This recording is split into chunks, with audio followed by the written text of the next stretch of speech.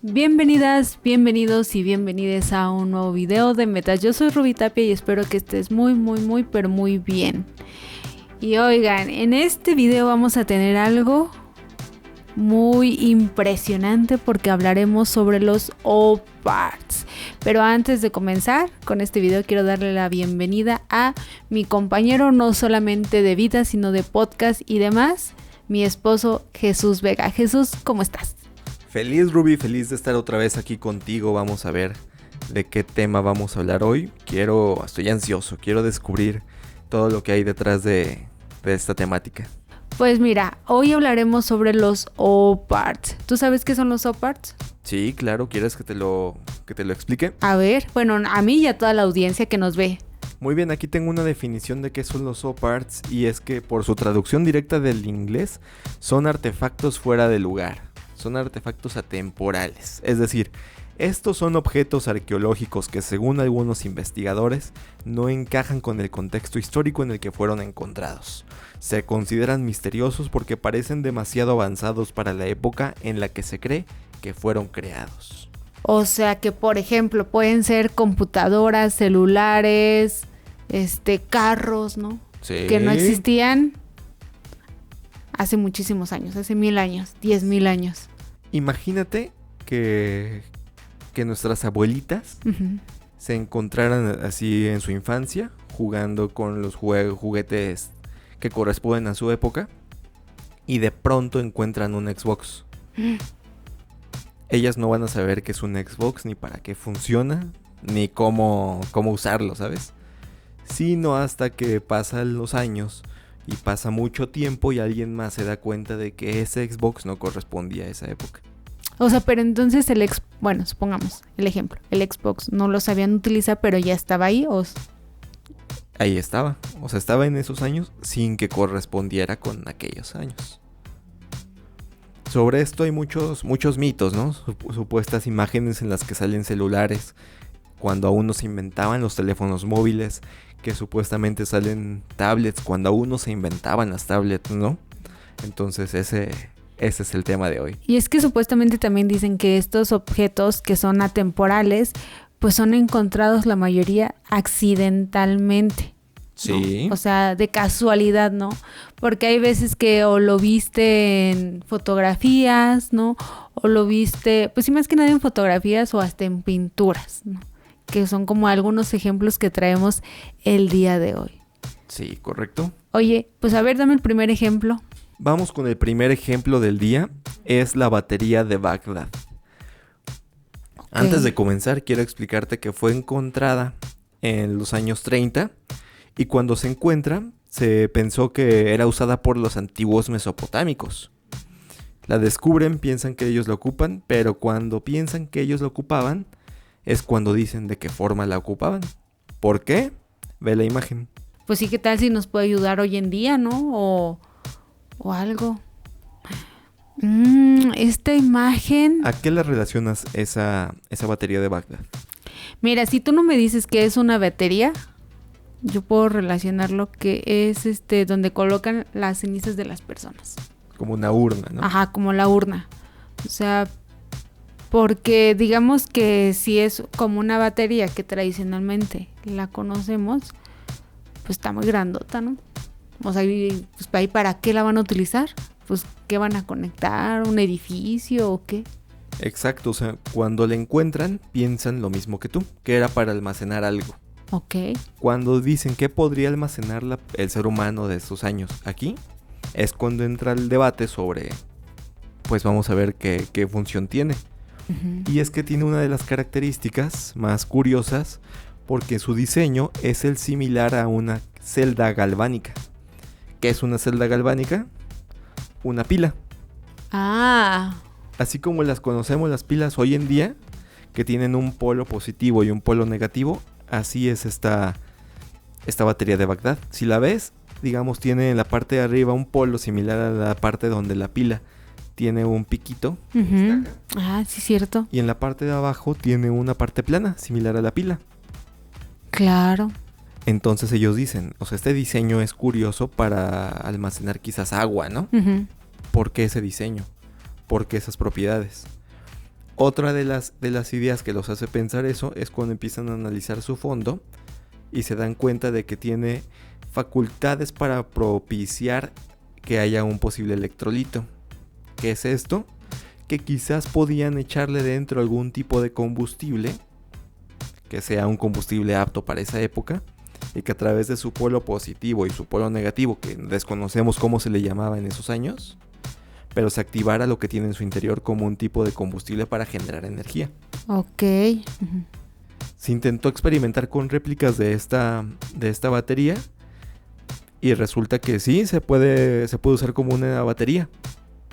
O sea, generan réplicas de esta considerada batería de Bagdad y puede usarse como un mecanismo para generar energía.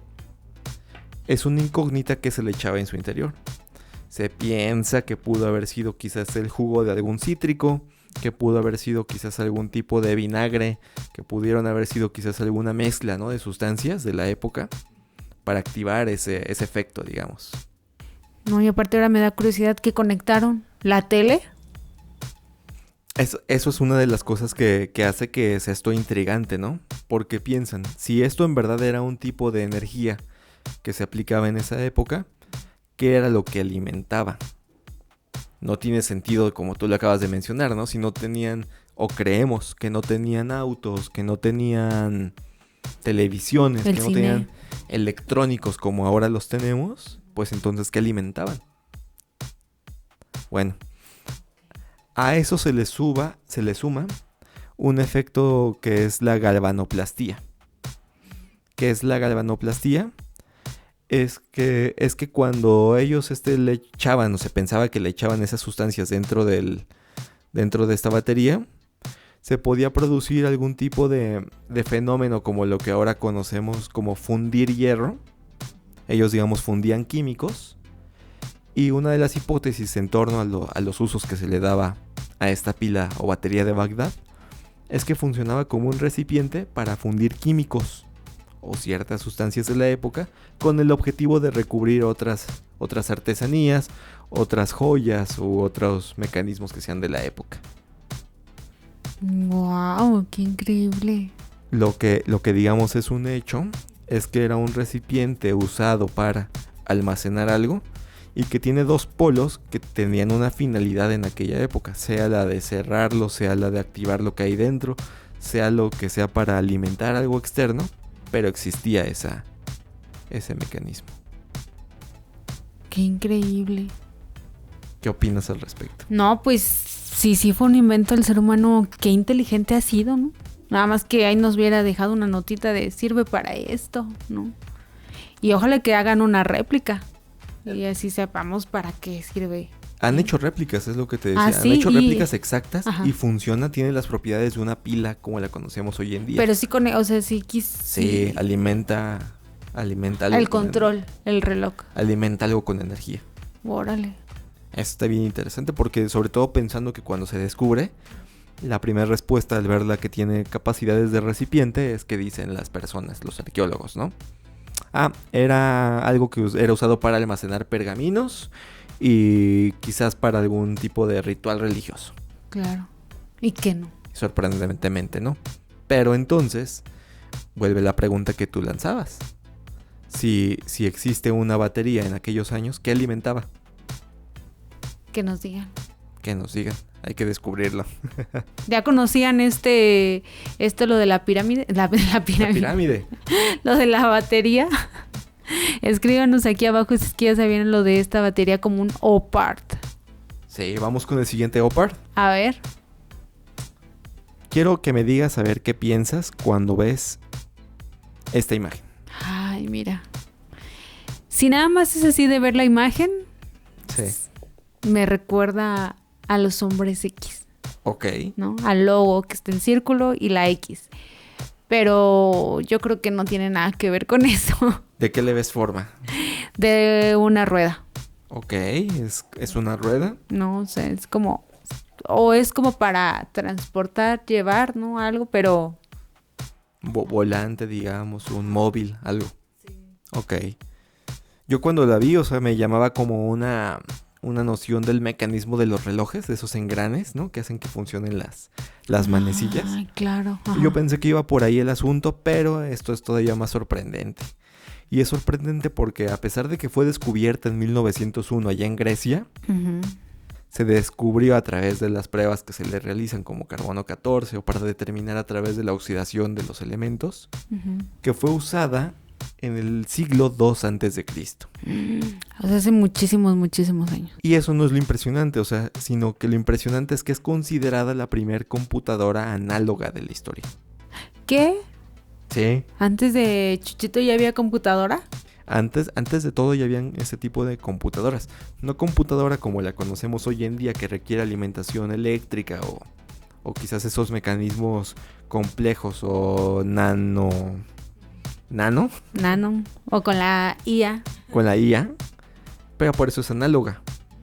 Pero aquí lo increíble, aquí lo que es que vuela cabezas, es que era usada para calcular posiciones astronómicas, predecir eclipses con exactitud y que además sabía exactamente cómo era el movimiento del Sol, de la Luna y quizás de algunos planetas que tiene ahí grabados. O sea, era un instrumento astronómico, quizás para usarlo como cálculos de calendario. Órale, o sea, como para tener bien fijadas las fechas, ¿no? Oye, pero qué impresionante. ¿Por qué es considerado OPARD? Te vas a preguntar tú. Porque hace 4000 años se pensaba que no existía aún ese conocimiento. No solo ese conocimiento, digamos, como humanidad, sino ese conocimiento como un mecanismo físico que te ayuda a calcularlo. Por eso es un OPARD. Claro, porque es un objeto atemporal.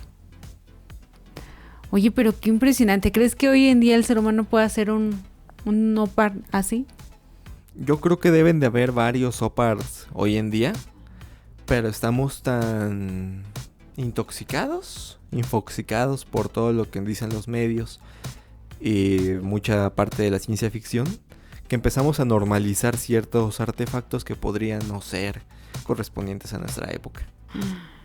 Órale. Y bueno, yo también hice mi tarea, Jesús. A ver, muéstrame uno. No te lo voy a mostrar. Ok. Pero te voy a decir... Bueno, o tal vez sí. A ver. Vamos aquí, te voy a mostrar este. Por favor, ya quiero ver qué material traes, porque este tema de los OPARDs es descabellante, es alucinante. Pero sobre todo si lo ves desde el punto de vista del misterio, ¿no? De todo lo que ocultan detrás de... Imagínate que en unos 1000 años digan así como que una fotografía del 2025 y digan, miren, ahí está un OPARD. Sería impresionante. Digo, ya no lo vamos a ver, ¿verdad? Pero... Es que sí los hay. ¿Ah, sí? Sí. Hay OPARDs que tienen 20 años. ¿En serio? Sí. Ay, no sé si decir qué miedo. Mira, a ver. ¿Tú qué ves en esta imagen? Ah, caray, veo... Pues es como una pintura rupestre, ¿no? O sea, ¿qué figura será? ¿Es un animal? Pudiera ser. Ok. ¿Qué es? Pues mira, se trata nada más y nada menos que de las famosas piedras del Inca de Perú. Ok. ¿Las habías escuchado? Algo había escuchado de ellas y de lo que tienen grabado. Pues mira, se dice que, como su nombre lo dice, provienen del Inca, o sea, de Perú, ¿no? De la provincia costera. Se puede decir que se descubrieron por ahí del 1960 y aparecieron, pues bueno, estas piedras grandes, que realmente lo que llama la atención de ellas es que si bien pueden tener tamaños como las piedras que conocemos comúnmente, digamos que el peso no corresponde a ellas porque su peso es más. Puede ser una piedra así de este tamaño. Ok. Pero pesan lo triple o lo cuádruple. O sea, son extremadamente pesadas. Pero no solamente eso, sino que llama la atención lo que justo trae, que se puede decir que es como una pintura, ¿no? Porque dicen que estas figuras que vienen en las piedras, pues están animales, pero no animales cualquiera. O sea, desde dinosaurios, pero con la interacción de personas. O sea, en estas piedras existen los dibujos de los dinosaurios con las personas conviven y hay escenas supuestamente de esa vida. Entonces es algo que es como de, pero pues ¿cómo, no? O sea, ¿cómo puede existir como? Pues sí, porque todos podíamos pensar que parecía como una pintura rupestre, ¿no? Pero no, son las piedras del Inca. Y bueno, trae escenas de la vida cotidiana de en ese entonces, ¿no? Que es como una tecnología avanzada, cirugías también vienen en estas figuras, mapas, ¿no? Y hasta por fría. ¿Por nosotros? ¿Ahí? En serio, te lo juro. O sea, a mí también me voló la cabeza, o sea, como una revista, ¿no? De todo. Y bueno, ¿pero qué crees? ¿Qué? Que bueno, estas piedras fueron encontradas ahí bueno, ya te había dicho que en 1960 fueron encontradas por el científico peruano Javier Cabrera, que de hecho, si tú quieres, puedes ir a visitar esas piedras. Porque están justo en el Museo Científico de Javier Cabrera. Javier, bueno, ahí en el museo existen alrededor de 11,000 piedras. Dicen y se asegura que hay más de 15,000 de este tipo de piedras. Pero lo más impresionante fue cómo es que llegaron con Cabrera. ¿Cómo llegaron? Pues mira, fue su cumpleaños. Ajá. Y entonces un amigo llegó y dijo que mejor regalo que mi amigo que una piedra, ¿verdad? Entonces se la regaló y le dijo, mira amigo, ten, aquí está este pequeño obsequio, ¿no? Sí. Y entonces cuando Javier lo vio, dijo así como que, qué impresionante, ¿no? O sea, desde como porque lo que le impresionó fue que la primera piedra que recibió era de un pez, pero no un pez cualquiera. O sea, él decía que era un pez como de, antes de la prehistoria o algo así. O sea, que él decía, pero ¿cómo, no? O sea, y aparte lo que le causó más duda, por así decirlo, fue de, ¿y quién lo dibujó? No, o sea, está muy bonito el dibujo, pero pues ¿qué ondas, no? O sea, ¿quién le metió mano ahí? ¿Cómo es que estuvo la pluma? Entonces, desde ahí él empezó a hacer como este tipo de investigaciones, porque pues bueno, se dice que las piedras están grabadas con las técnicas de alto relieve y de bajo relieve.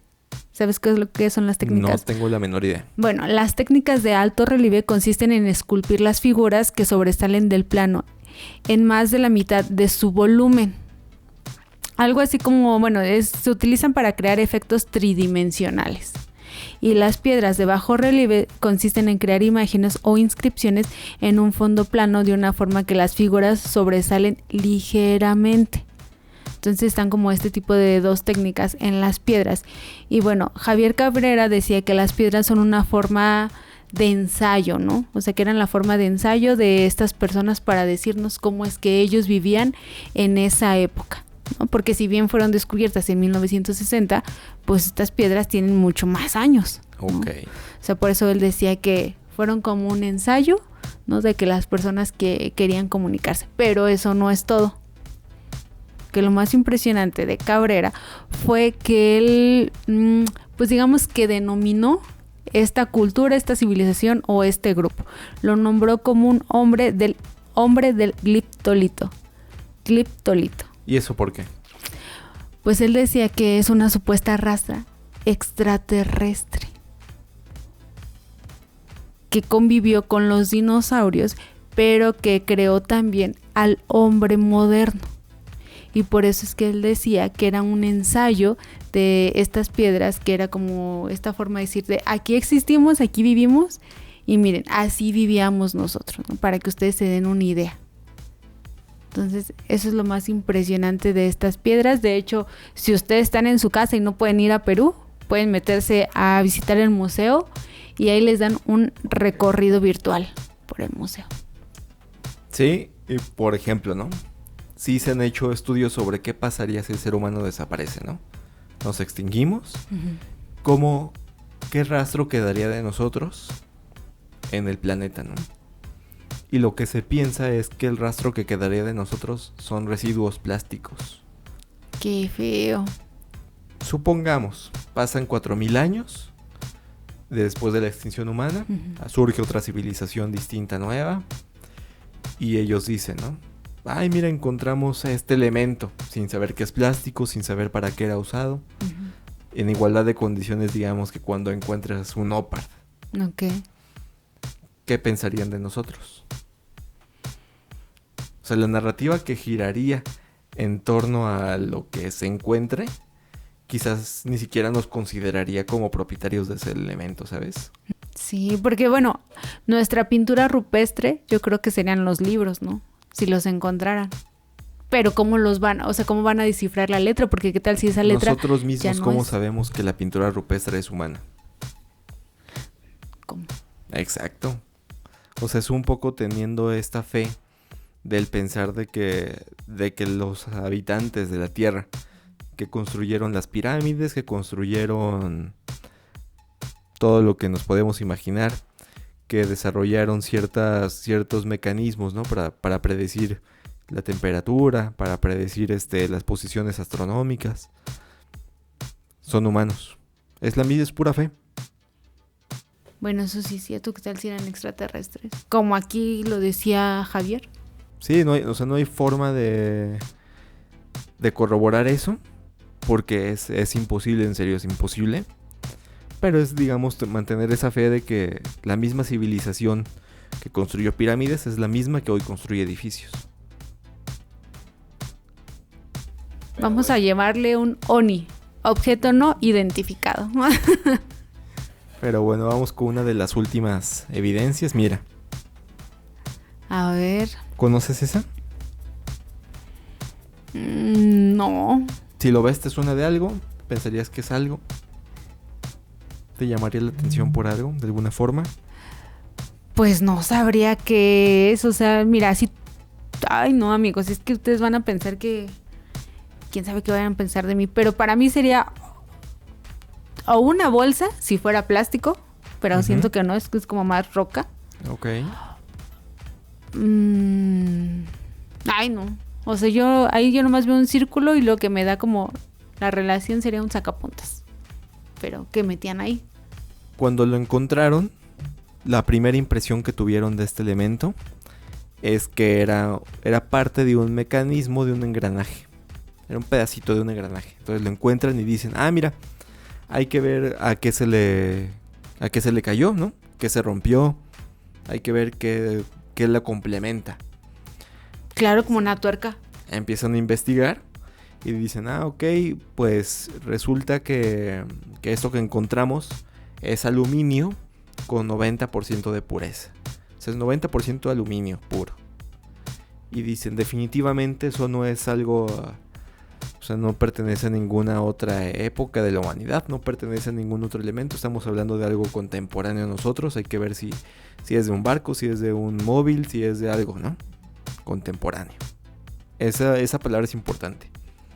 Porque cuando empiezan a investigar un poquito más de esto, se dan cuenta que a través de la capa de óxido que tiene, pues se estima que tiene alrededor de 10,000 años esa pieza.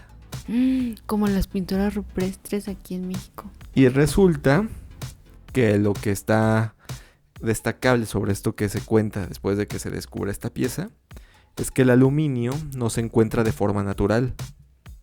No lo encuentras en la naturaleza, sino que es algo que se produce a través del sector industrial en la vida humana. O sea, tiene que meterle mano al hombre para encontrarlo. Y no solo eso, sino que apenas empieza a hacer eso en el siglo XIX. Entonces estamos hablando de que desde el siglo XIX se empieza a trabajar el aluminio como en esta pureza, pero ese elemento tiene 10,000 años. Qué impresionante. Que era lo que decías hace unos segundos, ¿no? O sea, pueden haber sido otras civilizaciones que supieron cómo encontrarlos, se extinguieron, y ahora nosotros, por así decirlo, lo encontramos el ser humano, y es la pregunta de ¿y cómo lo encontraron? ¿No? Si a lo mejor para su época no tenían las herramientas ni este conocimiento que podamos pensar para crearlo. Y entonces entra el debate sobre, híjole, o sea, si estamos haciendo bien los estudios para ver si tiene esa edad, nos equivocamos, o cómo se formó naturalmente este material. Ay, a ver, ustedes escríbanos en los comentarios si ya conocían y qué es lo que piensan de este. Ok. A ver. Finalmente, Ujú. Ya para cerrar ahora sí. Ok. Vamos con este video. Ok, un videito. Ay, un videito. Esos videos me gustan. Ok, mira. Ujú. Estamos viendo ahorita una pelea de Mike Tyson. ¿Notaste algo raro?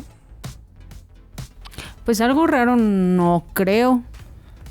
O sea, porque está el público, están los boxeadores. Ujú. Se ve una luz de un teléfono que está, ¿Qué está grabando? pues, está grabando, ¿no? Como todos graban hoy en día las peleas del Canelo. Exacto. Aquí el tema es de que este video es de una pelea que se llevó a cabo en 1995. Y el teléfono del que se piensa, ¿no?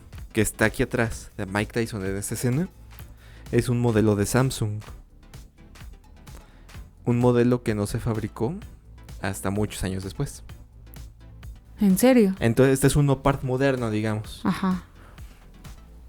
Mucha gente estima que es un Opart moderno por esas cualidades, ¿no? De que era un teléfono móvil que estaba grabando en una época que no correspondía.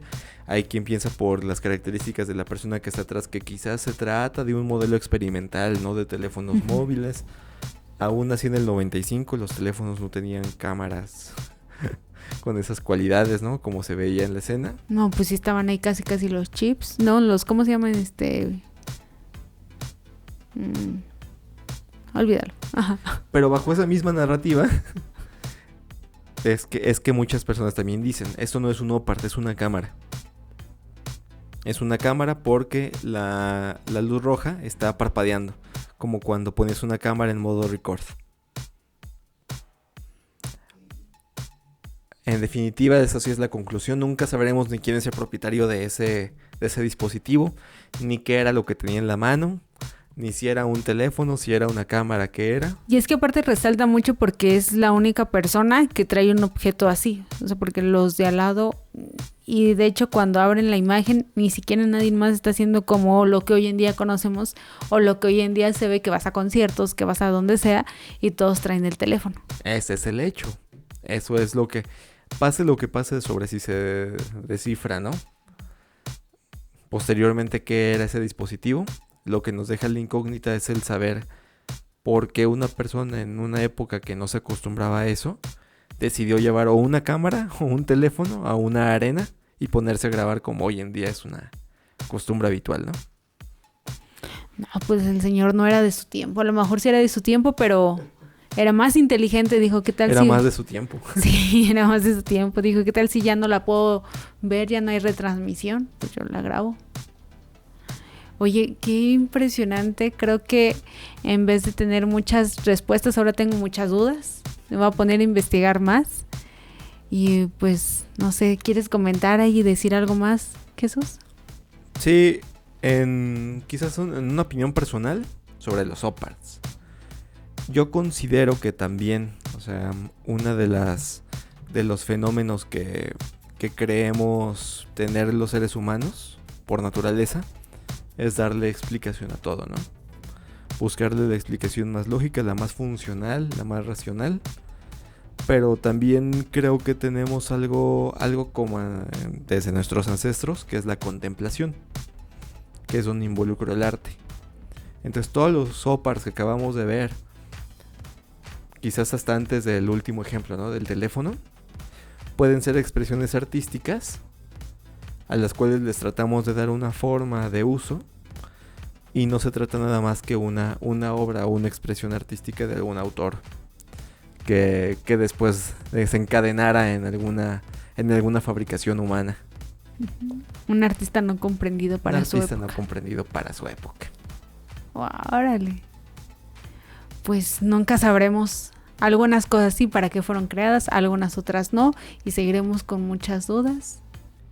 Pero es lo divertido y es lo bueno de ser humano. Eso sí. Que se basa nuestra vida en 80% de preguntas. Y si acaso 10% de respuestas. Y lo demás, porcentaje, pues al aire.